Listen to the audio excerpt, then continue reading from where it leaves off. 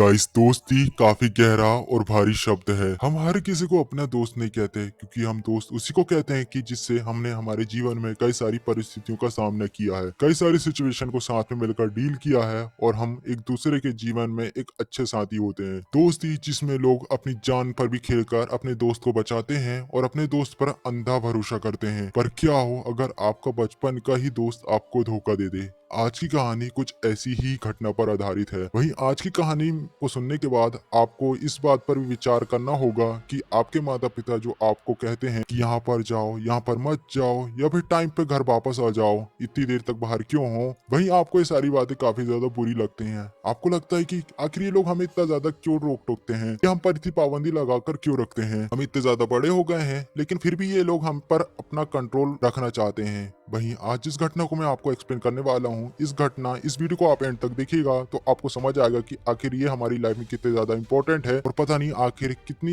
ये सारी बातों ने ही आपको अब तक शायद सुरक्षित रखा हो, कितनी सारी घटनाओं से जो कि शायद आपके साथ घटित हो सकती थी। तो गाइस, शुरू करते हैं इस कहानी को। आई होप इससे आपको कुछ सीखने को जरूर मिलेगा। वो दिन था 31 दिसंबर 2021 का।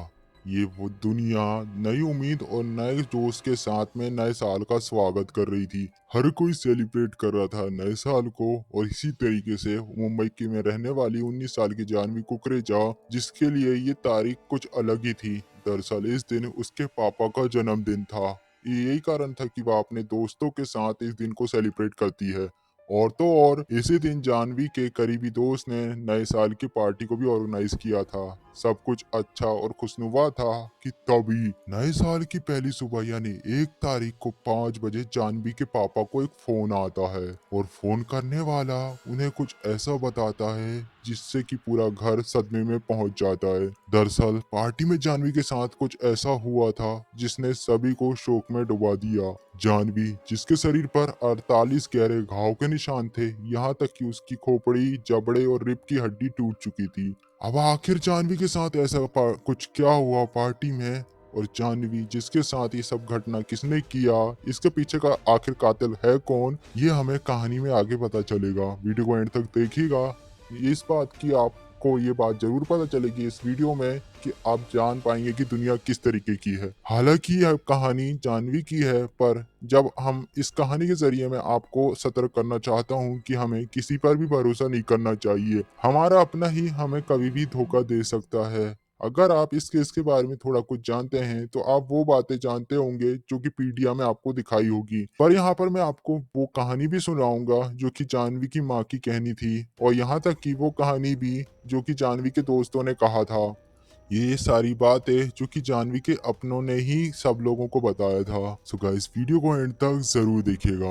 ये कहानी है मुंबई के खार इलाके में रहने वाली जानवी कुकरेजा की। मैंने आपको शुरुआत में बताया था वीडियो के स्टार्टिंग में कि 31 दिसंबर को जानवी के पापा का जन्मदिन था, और यही कारण था कि इस समय पर जानवी घर पर एक छोटी सी पार्टी को ऑर्गेनाइज करती है। इसमें जानवी के कुछ बचपन के दोस्त भी शामिल हुए थे, और तो उनके पड़ोसी भी इस पार्टी में आए हुए थे। इस पार्टी में आने वाले सारे लोगों में जानवी के तो काफी करीबी बचपन के दोस्त श्री जोगधनकर दिया पताकर भी थे।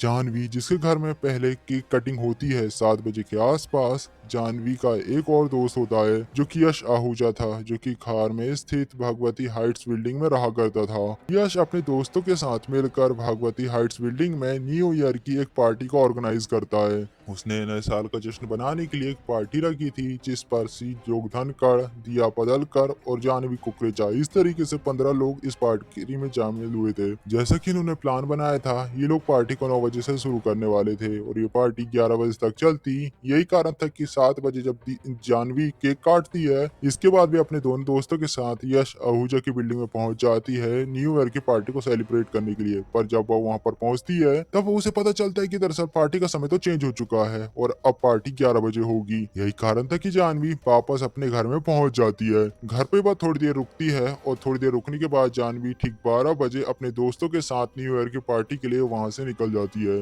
अब होने वाला क्या था, इतनी रात को ये लोग पार्टी में गए थे दिन को सेलिब्रेट करने के लिए। हमें पता चलता है कि इस पार्टी में केवल 15 लोग ही शामिल होने वाले थे, जो कि सब करीबी लोग ही थे। जिनमें से 5 लड़कियां जो जानवी के अपार्टमेंट में रहती थी, वहीं स्त्री जो धनखड़ और दिया पदलकर जो कि बचपन से ही दोस्ती थी। 12 से 15 साल पुरानी इनकी दोस्ती थी, यानी कि सारे लोग बचपन के दोस्त थे, एक दूसरे के काफी ज्यादा करीब थे। इन सभी को जानवी के माता पिता बहुत अच्छे से जानते थे, इसलिए उसे अलाउ कर दिया गया था रात को पार्टी सेलिब्रेट करने का।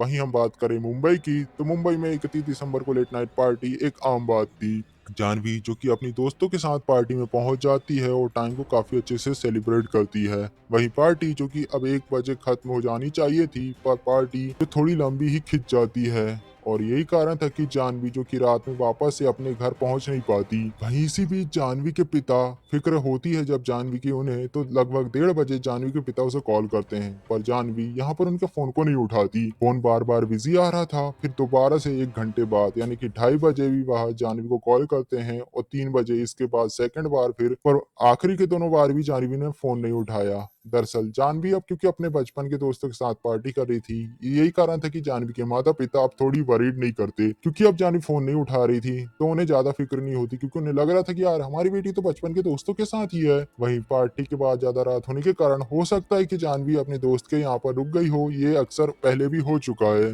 तो वे लोग ज्यादा वरीड नहीं होते। वहीं तारीख आ चुकी थी 1 जनवरी 2022 की।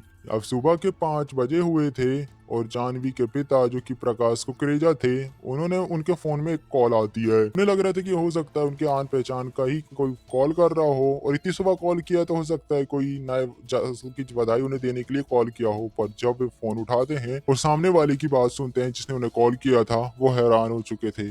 दरअसल फोन में जो कॉल किया था जिसने, वो उन्हें बताता है कि जानवी का एक्सीडेंट हो चुका है।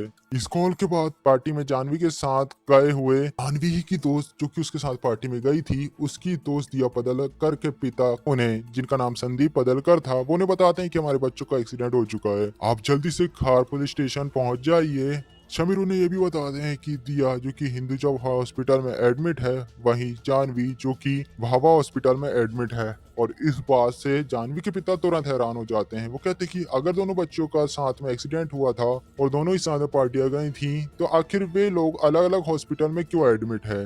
वहीं मुझे हॉस्पिटल की बजाय तुम लोग मुझे पुलिस स्टेशन क्यों बुला रहे हो?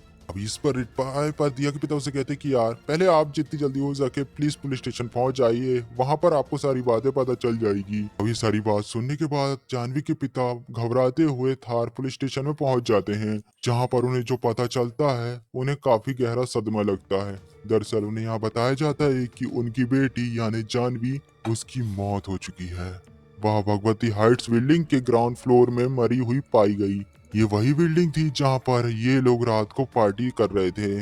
ये खबर सुनने के बाद जानवी की माँ यानी निधि प्रकाश कुकरेजा भागती हुई भी हॉस्पिटल पहुंचती है अपनी बेटी को देखने के लिए, पर उन्हें वहां मिलती है जानवी की लाश। वहीं ये खबर जब पूरी तरीके से फैल जाती है तो कुछ कानूनी कार्रवाई होती है और जानवी का पोस्टमार्टम कराया जाता है। वहीं लाश को अंतिम संस्कार के लिए शमशान में भेज दिया जाता है। परिवार वाले उसका अंतिम संस्कार करते हैं। इस अंतिम संस्कार के बीच जानवी के माता पिता को एक बात काफी ज्यादा खटकती है। दरअसल बीती रात जब पार्टी हुई थी, जहाँ पर जितने भी लोग उस पार्टी में आए हुए थे वे सब जानवी के अपने थे। उनमें से कई सारे दोस्त जो कि जानवी के पड़ोसी भी थे और बचपन के दोस्त। और ये सारी इतनी बड़ी घटना होने के बाद भी, जानवी की मौत होने के बाद भी, जानवी का दोस्त यहाँ तक कि कोई पड़ोसी भी उसके घर पर नहीं आया। एक पड़ोसी होने का धर्म, जहाँ पर हम लोग सुख दुख में एक दूसरे के यहाँ पर जाते हैं, पर कोई भी तसल्ली देने के लिए उनके घर पर नहीं गया। इन सारे लोगों को शक होने लगता है कि हो ना हो जानवी की मौत एक नेचुरल डेथ नहीं है और उसे मारा गया है।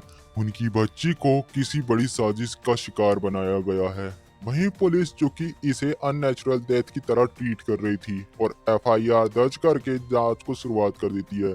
पुलिस जांच में जो खुलासे होते हैं वह हिला देने वाले थे। पुलिस सबसे पहले पार्टी में मौजूद लोगों के बयानों को दर्ज करती है। पार्टी में यश आहूजा भी शामिल थी, जो कि पुलिस पूछताछ में उसे बताती है कि पार्टी भगवती हाइस बिल्डिंग के 8th फ्लोर के छत पर ऑर्गेनाइज थी। पार्टी के बीच ही सभी से अलग होकर श्री, दिया और जानवी साइड पर बैठे हुए थे एक कोने में। यश ना जिसका कहना था कि दरअसल वहां पर बैठकर जी जोग जानकर जानवी को किस कर रहा था, क्योंकि वह उसका बॉयफ्रेंड था। पर इसी बीच दिया उठकर दिया के बगल पर रखे लगे हुए मैटर पर सो जाती है और इसके अगले ही पल श्री जो कि दिया के साथ इंटीमेट होना शुरू हो जाता है जानवी के सामने ही। श्री की इस हरकत को देखकर जानवी जिससे काफी ज्यादा हर्ट होता है और यहीं पर श्री, दिया और जानवी के बीच लड़ाई होना शुरू हो जाती है। इनके बीच बहस होना शुरू हो जाती है। यशना आहूजा जिसने बयान दिया था वो उसे बताती कि दरअसल इसके बाद उसने देखा कि जानवी किसी से फोन में बात कर रही थी, वह काफी ज्यादा रो रही थी। वहीं पुलिस जिसे ये जानना था कि आखिरी बार जानवी ने किससे बात किया था, उतनी रात पर आखिर वह किससे बात कर रही थी, क्या बातें कर रही थी।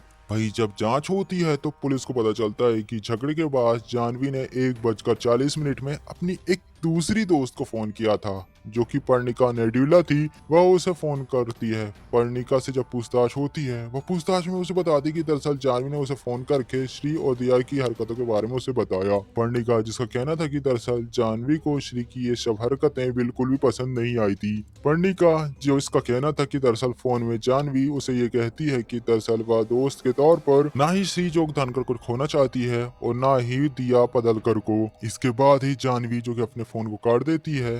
हमें पता चलता है कि आखिरी फोन था जानवी का जहां पर वह किसी से बात करी हुई थी। फिर इसके बाद जब 2:20 होते हैं, इसी के आज बाद पार्टी में शामिल कुछ लोग जो अपने घर जाने के लिए नीचे जाते हैं तब पे ग्राउंड फ्लोर में कुछ ऐसा देखते हैं कि वह हैरान हो चुके थे। दरअसल ग्राउंड फ्लोर पर जानवी की डेथ बॉडी पड़ी हुई थी। अब जैसे ही जानवी को मरा हुआ देखा जाता है, खार पुलिस को जानकारी दी जाती है। पार्टी में जो भी शामिल थे सारे लोगों का बयान दर्ज किया जाता है और पुलिस क्राइम सीन की जांच कराती है। अब क्राइम सीन से पुलिस को काफी सारे सुराग मिलते हैं। पुलिस को बिल्डिंग के 5वें फ्लोर की सीढ़ी पर पीले रंग की चूड़ियां नजर आती है और ये जानवी की पीले रंग की चूड़ियां थी। जानवी की पहनी हुई काफी सारी चीजें उन्हें मिलती है। वहीं 4th फ्लोर पर उन्हें जानवी का एक सैंडल मिलता है। वहीं उसका जो दूसरा सैंडल था वह जानवी के पैर में ही था और वह ग्राउंड फ्लोर में ही पड़ी हुई थी। वहीं जानवी का इयररिंग 3rd फ्लोर पे मिलता है। वहीं 2nd फ्लोर पर जानवी के हेयर बैंड्स मिलते हैं। अब इतने सारे सबूत पुलिस को काफी सारे लोगों पर शक करने के लिए मजबूर करते हैं। वहीं उन्हें बाल के नमूने और खून के भी कई सारे सैंपल्स मिलते हैं। वहीं डीएनए जांच जब होती है तब खून पे लगे हुए बाल पर लगे हुए खून पता चलता है कि जो खून और बाल थे वह जानवी के ही थे। वहीं जब पुलिस जो धनखड़ की तलाशी लेती है तो उन्हें उसे के पास पार्टी में पहनी हुई शर्ट भी मिलती है जिसमें खून के निशान थे। जांच के बाद ये पता चलता है कि दरअसल श्री की शर्ट पर जो खून लगा था वह किसी और का नहीं बल्कि जानवी का ही था। थोड़े दिनों बाद जानवी की पोस्टमार्टम रिपोर्ट आ चुकी थी। उसमें ये बात पता चलता है कि दरअसल जानवी के शरीर पे पूरे 48 घाव थे, गहरे जख्म के निशान थे और यहाँ तक कि उसकी जो खोपड़े की हड्डी थी वह भी टूट चुकी थी। पोस्टमार्टम रिपोर्ट जिसका कहना था कि उसके सर को बहुत जोर से किसी चीज से टकराया गया था। वहीं जानवी के शरीर की जो दूसरी हड्डियां थी वह भी टूटी हुई मिली थी। वहीं पार्टी में आए हुए दोस्तों के बयान और जो सबूत पुलिस को मिले थे वह इस पूरे मामले में श्री जोग धनकर और दिया पदलकर को आरोपी मानती है। वह उन पर जानवी कुकरेजा की हत्या का मामला दर्ज करते हुए अपनी जांच को कंटिन्यू करती है। वहीं थोड़े सबूत जब पुलिस को और मिलते हैं इन दोनों को ही पकड़ लिया जाता है, गिरफ्तार कर लिया जाता है। ये केस काफी ज्यादा लाइमलाइट में आ चुका था। यही कारण था कि पुलिस जो कि काफी तेजी से जांच करती है और अप्रैल महीने में ही 600 पन्नों की चार्जशीट को दायर कर देती है। चार्जशीट के हिसाब से अनुसार जानवी की मौत कोई एक्सीडेंटल डेथ नहीं थी बल्कि उसे जानबूझकर बड़ी बेरहमी के साथ मारा गया था और उसे मारने का इल्जाम पुलिस के अनुसार दिया पदलकर और जानवी के बचपन के दोस्त और कहने के अनुसार बॉयफ्रेंड श्री योगधनकर के ही ऊपर आरोप लगाया गया। हत्या का कारण हैरान कर देने वाली थी। पुलिस जब इन्वेस्टिगेशन करती है वह इन्वेस्टिगेशन के दौरान पार्टी में जो लोग मौजूद थे उन सबके बयान को दर्ज करती है और सबूत को जो पुलिस इकट्ठा करती है उसके आधार पर पुलिस ने अपनी कहानी सुनाई। उसका कहना था कि श्री जोगधनकर और दिया पदलकर ने पहले जानवी को बड़ी बेरहमी से मारा, फिर 2nd फ्लोर से उसे धक्का दे दिया ग्राउंड फ्लोर तक। पुलिस का कहना था कि हत्या की वजह लव ट्रायंगल था, यानी कि जानवी के जो दोस्तों के दावों के अनुसार अगर हम चलें तो उनका कहना था कि जानवी और श्री योगधनकर एक दूसरे को पसंद किया करते थे। वहीं दिया पदलकर भी जानवी की बेस्ट फ्रेंड थी बचपन से ही, पर जानवी के पीठ पीछे श्री ने दिया के साथ भी अपना चक्कर शुरू कर दिया था। यही कारण था कि पार्टी के बीच पहले श्री जानवी को किस करता है और फिर बाद में वह दिया पदल के साथ इंटीमेट हो जाता है और ये सारी चीजें जानवी को बिल्कुल भी पसंद नहीं आती, उसे सब अच्छा नहीं लगता और इसी बात को लेकर तीनों के बीच काफी ज्यादा नोकझोंक और झगड़ा भी होता है। ये झगड़ा काफी तेज बढ़ चुका था। ये लोग 8th फ्लोर से लड़ते लड़ते नीचे आते तक फाइट करना शुरू कर देते हैं। पुलिस जिसकी रिपोर्ट के अनुसार 5th फ्लोर में आकर इन तीनों में ही झगड़ा इतना बढ़ चुका था कि ये लोग आपस में हाथापाई करने लगे थे। वही रिया और श्री मिलकर जानवी की जान ले लेते हैं।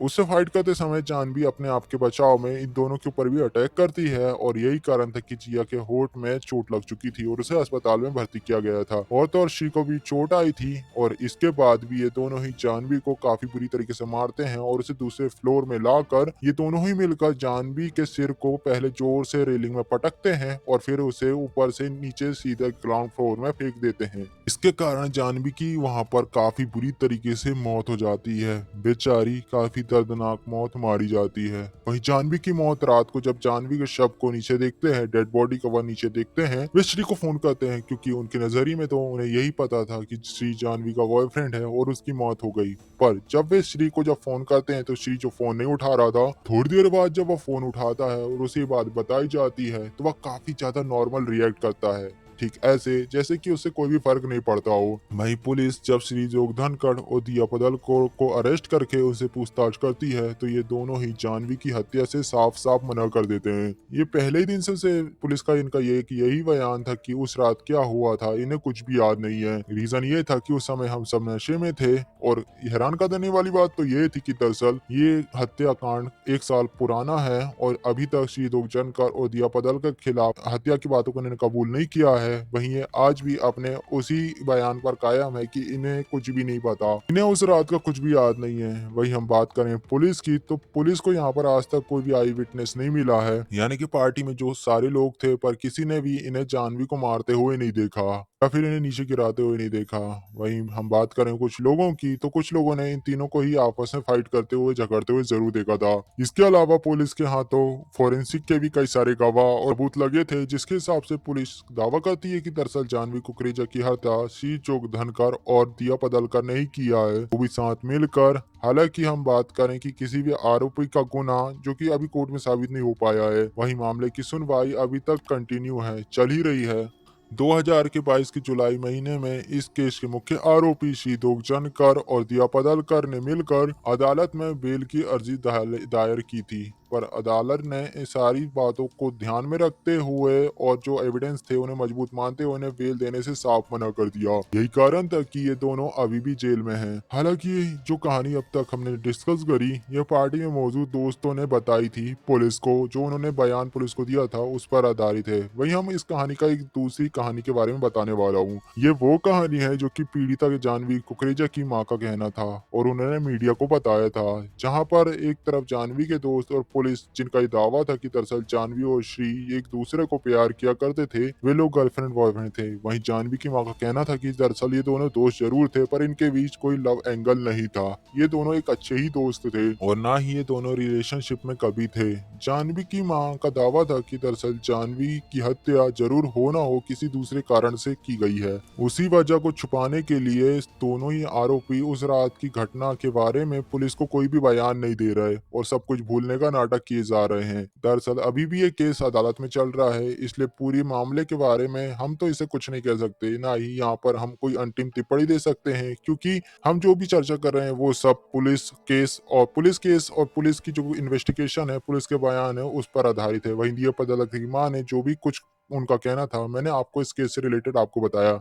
आपका क्या सोचना है इस बारे में कमेंट बॉक्स में जरूर बताइएगा। वहीं इस कहानी के जरिए मैं आपको जो बताना चाह रहा था वो ये था कि आप भी अपनी लाइफ में सतर्क रहें, कभी किसी पर इतना अंधा भरोसा ना करें, वहीं अपने सामने का जरूर ख्याल रखें। न्यू ईयर ऐसे कई सारे त्योहारों के बीच जो पार्टियां होती हैं जो कि नशे से, जहां पर लोग नशे करते हैं, ऐसी सारी घटनाएं अधिकतर वहां पर ही घटित होती हैं, खासकर रात को। तो मैं आपको सजेस्ट करूंगा कि जैसे कि रात हो या टाइम बे टाइम ऐसी पार्टियों में जाने से अवॉइड ही करें। गाइस अक्सर क्या होता है, कभी कभी हमें कहीं जाना होता है लेकिन हमारे माँ बाप हमें वहां जाने से मना करते हैं और हमें लगता है कि हमारे माँ बाप हमें पाबंदी में रख रहे हैं, पर इसके पीछे का तो असल रीजन ये होता है कि वे हमारे सुरक्षा के लिए काफी ज्यादा चिंतित होते हैं। वो हमसे बहुत ज्यादा प्यार करते हैं और वे हमें किसी भी खतरे में डालना नहीं चाहते, पर हमारे नए ख्यालात और जवानी हमें ऐसा शो कराती है कि वो हम पर पाबंदी डाल रहे हैं। वहीं हम जब कुछ थोड़ा अडल्ट हो जाते हैं और सब ऐसी सारी घटनाओं से थोड़े रूबरू होते हैं, तो हमें पता चलता है कि हमारे माँ बाप जो हमसे कहा करते थे